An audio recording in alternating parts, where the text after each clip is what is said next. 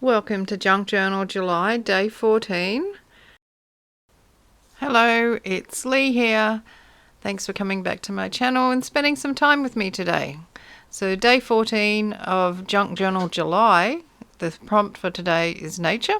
So I'm going to use an envelope that came in the post.